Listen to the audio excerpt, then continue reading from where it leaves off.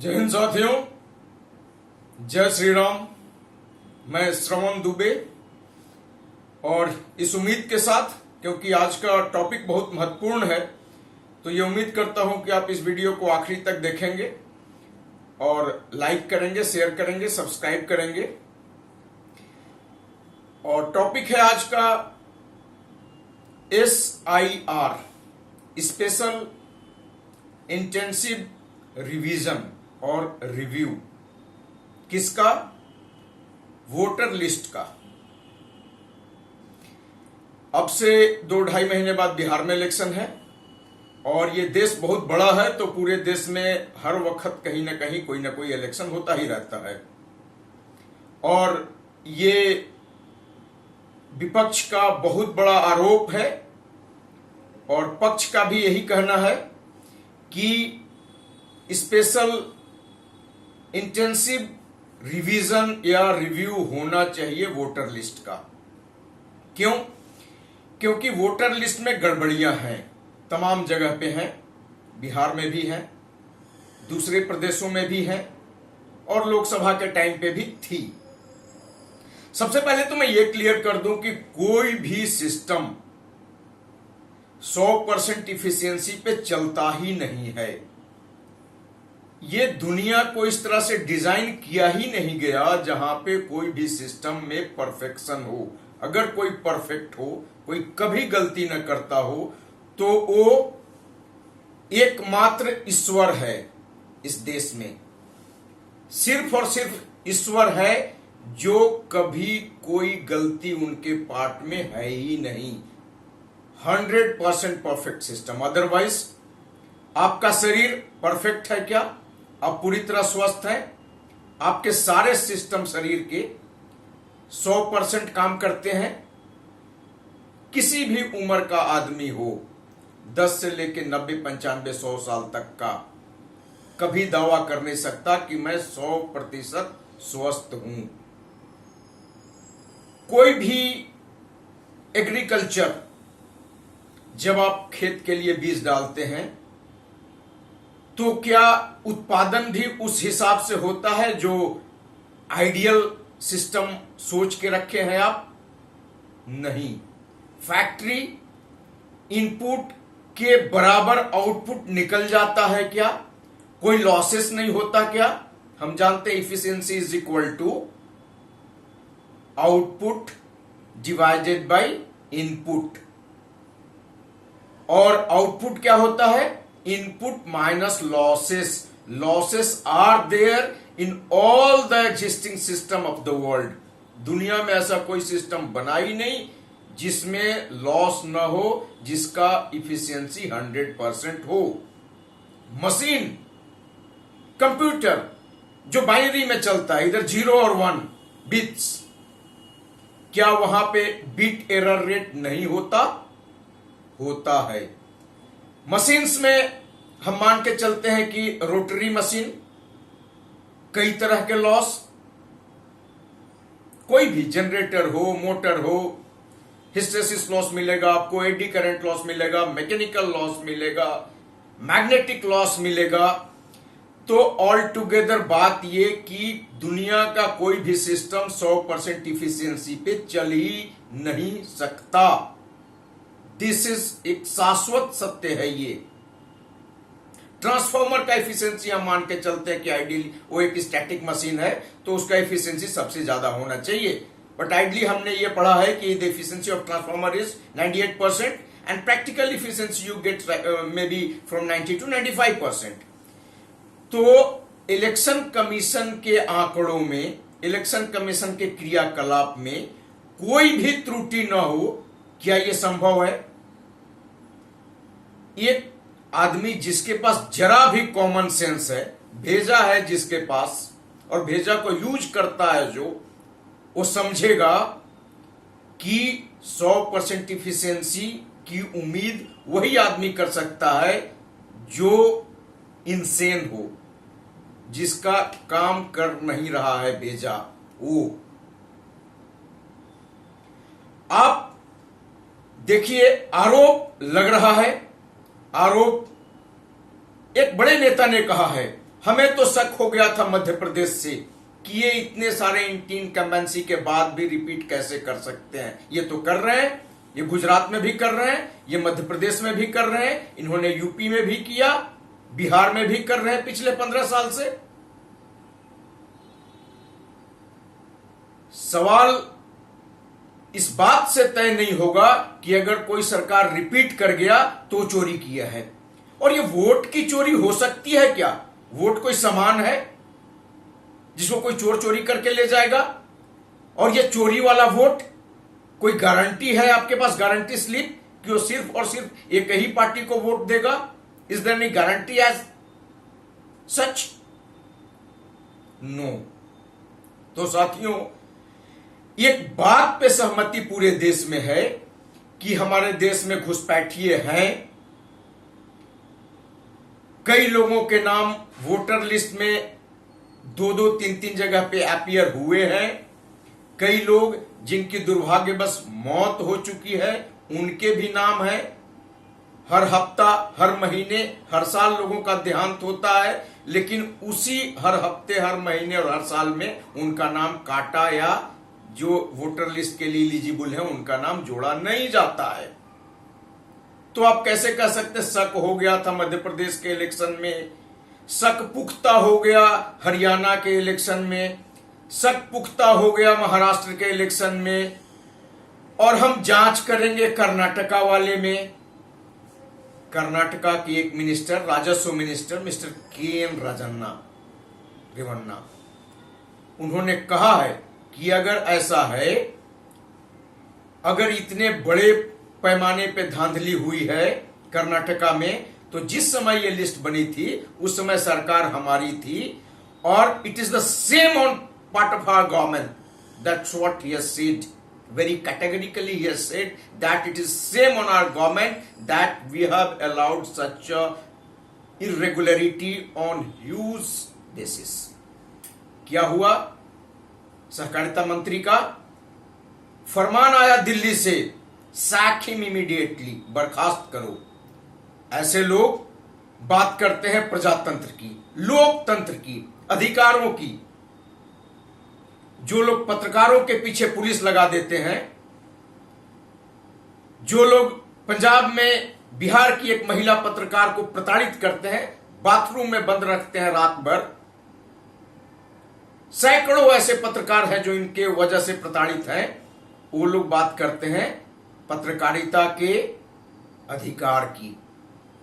एक महिला पत्रकार है न्यूज़ 24 पे, कई सालों से लगातार एजेंडा चला रही है, उसके पास और कुछ है ही नहीं एजेंडा के अलावा। बोलने नहीं देती किसी को, जब कभी भी कोई प्रजातंत्र के पक्ष में बोले, भारत के पक्ष में बोले। लेकिन पता नहीं बीजेपी की भी ऐसी क्या इनकी ऐसी मजबूरी है जहां पे अपने पत्रकार को भेजते हैं और बेइज्जत करवाते हैं। या तो अपनी बात रखिए, या अगर कोई आपकी बात सुनने को तैयार नहीं है, देश की बात सुनने को तैयार नहीं है, डोंट गो देयर। तो साथियों, मैं फिर से वापस come back to the topic, और टॉपिक ये कि स्पेशल रिवीजन जो ये हो रहा है, इंटेंसिव रिवीजन, ये होना चाहिए या नहीं होना चाहिए। कुछ लोग ऐसा क्यों चाहते हैं कि वोटर लिस्ट का निर्धारण आधार कार्ड के आधार पे हो? Supreme court has given the verdict very clearly that Aadhaar card इस बात का आधार नहीं है कि आप भारत के नागरिक हैं। भारत की नागरिकता आपके आधार कार्ड से डिसाइड नहीं होगा, इसके ठोस कारण है। मैं कुछ जिलों की बात कर रहा हूं जहां मैं इंटेंसिवली कई बार गया हूं और इन डेप्थ वहां पर मैंने सर्वे किया है। आप शुरू करिए पूर्णिया के पास से, अररिया, फारबिसगंज, ठाकुरगंज, बहादुरगंज, किशनगंज, इन सारे डिस्ट्रिक्ट्स में जितनी आबादी है उससे कहीं 5% ज्यादा, कहीं 10% ज्यादा, कहीं 15% ज्यादा आधार कार्ड है। ये किनके हैं? ये उनके हैं जो भारत के नागरिक नहीं हैं। स्निक इन हो जाना, बॉर्डर पोरस आपका है। जब इतना बड़ा बॉर्डर हो और 1947 से आज तक कुछ किया नहीं गया हो, सब कुछ 2014 के लिए रखा गया था, 14 में एक सरकार आएगी वही ठीक करेगी, हमारी कोई जिम्मेदारी नहीं है किसी की, तो इसमें समय लगेगा। तो इतने सारे लोगों के फर्जी आधार कार्ड को ये मान के चल रहे हैं कि इनका भी नाम वोटर लिस्ट में होना चाहिए। आप क्यों चाहते हैं कि कोई बर्मा का आदमी हमारे देश का के इलेक्शन प्रक्रिया को प्रभावित करे? आप क्यों चाहते हैं कि कोई बांग्लादेश का आदमी हमारे इलेक्शन प्रक्रिया को प्रभावित करे? हमारा वोटर वही होगा जो देश का लेजिटिमेट सिटीजन है, वो चाहे वोट किसी को दे। सारे पार्टी हमारे अपने हैं, हमारे देश के हैं और हम सबका सम्मान करते हैं। लेकिन बांग्लादेशियों के द्वारा चुने हुए प्रतिनिधि का बहिष्कार हमेशा रहना चाहिए इस देश में, होना चाहिए इस देश में। क्या हमने नहीं देखा है कैसे वोट होता था? क्या नई दिल्ली के संसदीय क्षेत्र में हमने नहीं देखा है कि एक महिला को वोट दिलवाने के लिए वहीं राजेश खन्ना खड़े हैं, वहीं पे मरहूम राजीव गांधी खड़े हैं और सब मिलके वोटर जो बैलेट है उसको मोड़ने में मदद कर रहे हैं और उसको डालने में मदद कर रहे हैं। ऐसे वोटिंग होना चाहिए क्या इस देश में? और ये लोग ऐसे ही वोटिंग की बात करते हैं। पहले ईवीएम खराब था, इसके बाद अब वोटर लिस्ट खराब हो गया और यूपी इलेक्शन आते आते तक आप देखिएगा साथियों, मैं कह रहा हूं आपको कि ये कहेंगे कि वोटर चोर है। पहले ईवीएम चोर था, फिर वोटर लिस्ट चोर हो गया, एक दिन ये वोटर को भी चोर बोलेंगे। ये नहीं चल सकता। This cannot be allowed to go on indefinitely in a democratic country like India. This is not done. किसी भी एक आदमी को गुस्सा आना लाजमी है अगर वो आदमी देशभक्त है तो। एक महिला जो सिटीजनशिप लेती है 1983 में, उसका नाम वोटर लिस्ट में होता है 1980 में। आज संसद में इस बात को कहा गया, इस बात के दावे प्रस्तुत किए गए, इस बात के बारे में साक्ष्य दिए गए, तब सही था और अब गलत है। अब गलत है क्योंकि आप लगातार हार रहे हैं और नैरेटिव गलत चुन रहे हैं। लोगों का विश्वास इससे आपके में बढ़ता नहीं है। लोगों की नाराजगी बढ़ती है इस तरह के थेथराई करने से। जब आप ये थेथराई करेंगे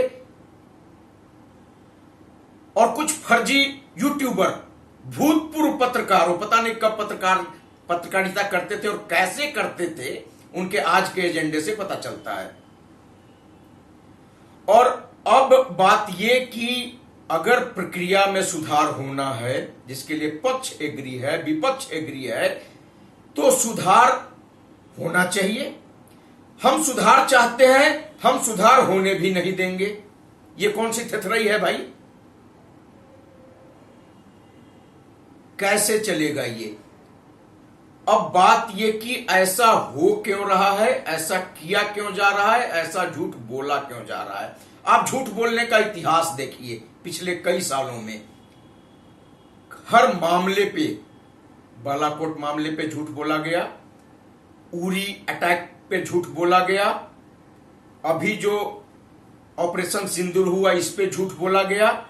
बावजूद इसके कि सेना के प्रवक्ता ने, सेना के टॉप कमांडर्स ने स्थिति को बिल्कुल साफ कर दिया, फिर भी झूठ बोला गया।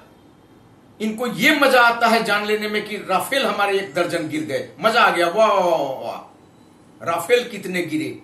शर्म आना चाहिए ऐसे लोगों जो ये पूछते हैं कि राफेल कितने गिरे।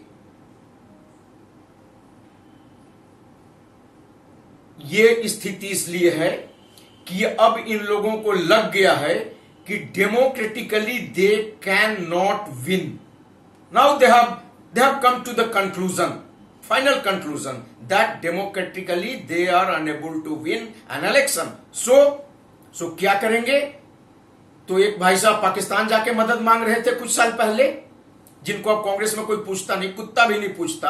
वो खुद आके स्वीकार कर चुके हैं मुझे, तो अब कोई चाय भी नहीं पूछता हेडक्वार्टर में। वो पाकिस्तान से मदद मांग रहे थे।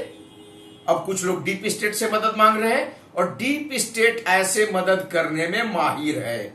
उन्होंने सोवियत संघ में भी मदद किया था, मिखाइल गोरबाचोव का। उनके बारे में ये कहलवाया पहले कि is the man of the decade 80s to 90s, और फिर विघटन हो गया सोवियत संघ का। डीप स्टेट कई अन्य देशों में सत्ता का परिवर्तन करा चुका है। बांग्लादेश में क्या हुआ आप सबने देखा है, क्या कराया डीप स्टेट। भारत को भी बांग्लादेश बनाने की तैयारी है। 5 लाख लोग हमारे साथ आ जाएं, वैसे लोग, अनडेमोक्रेटिक लोग, और उनके दम पे हम सड़क भर देंगे। तो ये नहीं होगा भाई साहब।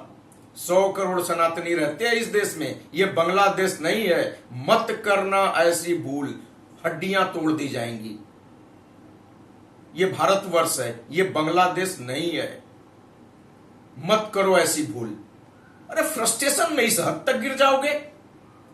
मानते हैं परेशान हो, इलेक्शन नहीं जीत पा रहे हो। कैसे जीतोगे? जब जमीन की बातें करोगे, जब बातें करोगे महंगाई का, जब बातें करोगे बेरोजगारी की, जब सॉल्यूशन ओरिएंटेड बात करोगे। हमेशा रुत चेहरा कोई नहीं देखना चाहता।